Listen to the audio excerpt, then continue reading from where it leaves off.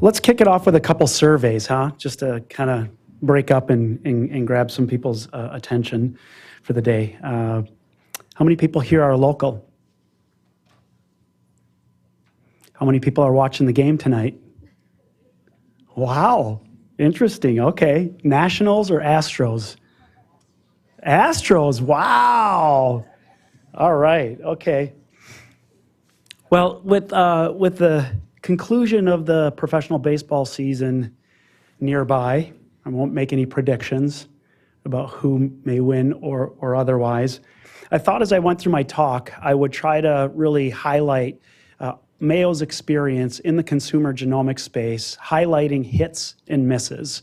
There are certainly a number of things that we've done well and things that we could have done better. So as we go through the talk, we'll try to wrap that back in.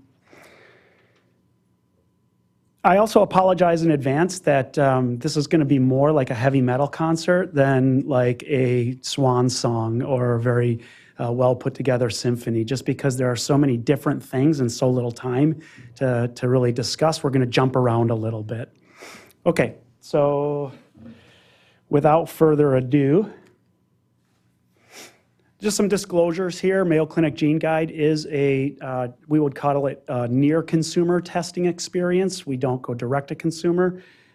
I don't earn any extra cash. I'm a Mayo Clinic employee. This is a product of Mayo Clinic, et cetera, et cetera, et cetera. We do it in partnership, which I think is another thing that we'll want to talk about maybe in the post wrap-up discussion about doing these types of things alone or doing them in collaboration with other entities, both academia and private or publicly traded companies. Skip this slide, we've seen it, right? Precious little time here. So why do people go and do genetic testing, right? I think health and wellness certainly is grabbing a lot of our discussion today, but really just ancestry, curiosity kind of topped the list just a couple of years ago. And paternity testing for sure. I think long term, just a decade ago, paternity testing was probably the most utilized consumer genetic test of all of them. As we take a look at where we're headed, though, we have a 4-quadrant grid that we're staring at on the screen right now. In the north or the top part of that grid, we have really where consumer-facing genomics has kind of been involved. So things that you can order without a physician direction. And on the bottom side of the graph is really provider ordered. As you move from left to right, you have what I would consider on the far right edutainment, like how closely related to Neanderthal am I? That's a great cocktail discussion, but it's not necessarily very medically actionable. And then on the way left-hand side of that axis, we're really looking at things that are purely diagnostic, like my day job in the Department of Lab Medicine and Pathology at Mayo Clinic, diagnosing people with things like hereditary breast and ovarian cancer or Lynch syndrome or Fragile X, et cetera. And those being primarily or exclusively ordered by a provider. Instead of things breaking down neatly into these quadrants, though, they're starting to percolate up from the DTC companies don't just want to talk about Neanderthal anymore or ancestry, and the diagnostic companies like Mayo and Vitae and others don't just primarily and exclusively want to talk about BRCA mutations. So there is some kind of intermingling here, and that's okay. Nobody down in this lower right-hand quadrant, because what physician would order an edutainment type test? But I think that's what we're here to really talk about, and that's kind of one of the things we wanted to do with Mayo Clinic Gene Guide. We start off, obviously, with decades of experience in the diagnostic laboratory setting, but we don't necessarily want to restrict ourselves to just that area of the field. You know, when I first started in this business as a clinical laboratory director, I'll admit I was a genetics snob. And you know, when I look at some of the direct-to-consumer companies, I'm like, how dare they? You know, that's our space, and they're not going to understand, and they're not getting anything beneficial out of that interaction. And over the years, I really started to soften that position and realize that, oh my gosh, we've got a great opportunity here to get people talking about things that are extremely important. Maybe not today, immediately for them, But over their lifetime, the thought that they will have to engage with their physician and have a meaningful conversation about genetics is quite likely. So do you want that to be the first time they realize that they have a BRCA mutation, or do you want them to come in armed with that information well before they need to have that serious conversation? And so, we had been thinking for, it's got to be close to 6-7 years now about launching something like Mayo Clinic Gene Guide. And the real impediment that we faced was not our ability to interpret the variants. We felt very comfortable in that space. It's the cost. Our ability to build a laboratory that would allow us to do sequencing at a price point that was still accessible to the general consumer, it was just an untenable position in an academic medical center. So we actually had plans for this that we had to shelf, put it on mothballs, and 3-4 years later, our partner laboratory Helix, I think everybody here is familiar with Helix at this time, came along and opened up their shop, and they said, guess what we have? We have no interpretation, but we can provide you with really low-cost, high-quality sequencing data. Boy, talk about kind of the peanut butter in the chocolate, right? We all of a sudden had ourselves a really nice treat that we could work on together. And so again, partnership made that possible. Why did we want to do this? I think, primarily we're focused on raising the genomic literacy of the nation and beyond. Right now, we're focused exclusively in the United States, but we felt pretty passionate about making sure that that Mayo Clinic educational material was actually getting out into the community, not just when sick people showed up at our door, but well before that.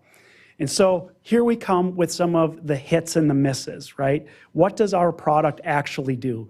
Well, we wanted to focus exclusively on a entry-level product that wouldn't overwhelm consumers with heavy topics like Lynch syndrome or hereditary breast and ovarian cancer. And we wanted to create a broad-based experience that would teach them about autosomal dominant, autosomal recessive inheritance, polygenic inheritance, and pharmacogenomics. Not a deep dive in any one of these areas, but just something that would drive them to learn using just a little snippet of their own genetic information. We love it. Most of us love it in this room, right? And we eagerly read all of the books to become experts within the field. But I tell you what, when I sit down with my family and try and tell them what I do, their eyes glaze over within 3 minutes and they walk away. So our thought here was, if we could actually keep people engaged with some of their own genetic information, maybe we can promote that learning. Hit, they enjoy the education. Miss, they want more medically actionable variants. So talking to them about carrier screening, talking to them about polygenic risk scores, talking to them about limited pharmacogenomics, they're not interested in that. They want to know deep dive pharmacogenomics, every medication that I take, every gene that's kind of out in a comprehensive panel, I want an interpretation for that.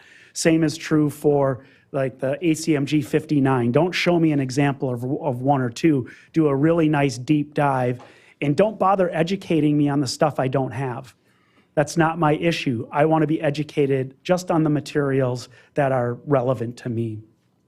So if we had to go back and do it again, we may focus it a little bit differently. I think we talked a little bit about this. We got really excited because we see so many sick patients at Mayo Clinic, and we know how many people are walking around well-educated, great family histories, but they haven't taken the time to collect that information, and they will have a heretofore undiscovered BRCA mutation or a Lynch syndrome mutation. And so we thought it would be fantastic if we could get out into a community broader than that and start ascertaining people before they knew they were sick. So the benefits, I think, have been pretty well covered up to this point already. We know that there's meaningful health information within these types of panel tests. They're not exhaustive. They're not leave no stone unturned, but they are of generally high quality. So when you do find a variant, there is something that can be learned from that variant. And again, through this experience, we hope that we're helping people to better understand genetics and genomics, before they have some type of critical result. The limitations, though, this is not diagnostic testing, right? So if somebody actually feels like they have hereditary breast or ovarian cancer within their family, they should not do this test.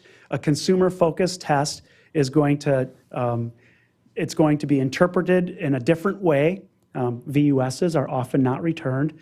It's going to use different technologies, inexpensive and rapid, like next-gen sequencing, no MLPA, no Southern blot, things like that. So if somebody actually thinks they have disease, they need to order a different test. As I mentioned, we couldn't do it alone. I think the point here is to show that we do collaborate with a number of different providers. Some of them are for-profit and some of them are not-for-profit. Both our partners, PWN Health and Helix, are for-profit companies. But again, we couldn't do this without their help. One point I do want to make before we kind of finish up here is that the difference between a direct-to-consumer environment and a near-consumer environment shouldn't be minimized in the space of even a shallow dive into the pool like Mayo Clinic Gene Guide.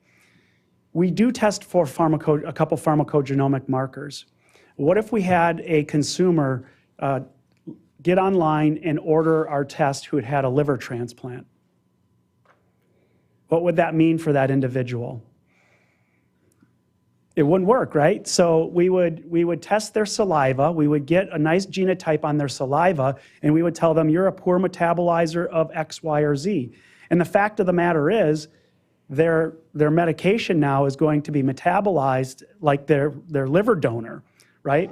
Because that's where your medications are metabolized within your body. So there's a break between the genome of your liver and the genome of your peripheral blood or the saliva sample that you provide. Same is true for somebody who's had a bone marrow transplant. So we talk about things like carrier status. We talk about some complex risk traits in here as well. And if you had a bone marrow transplant and we take your sample, there is a chance and a risk that both the sloughed epithelial cells are contaminated and mixed with lymphoid cells that are coming from bleeding gums or other things that could happen. We could have a discrepancy between your genotype and your interpretation. And so a lot of these things are hard for people to understand if they're just at the computer clicking order.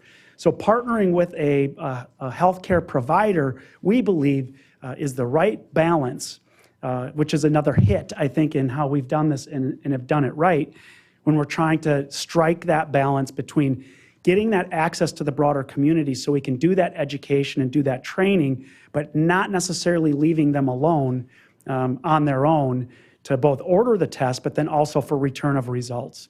We did talk earlier today about some of the real critical BRCA1 and 2 results. While we don't test for that in Mayo Clinic Gene Guide, we do test for malignant hyperthermia.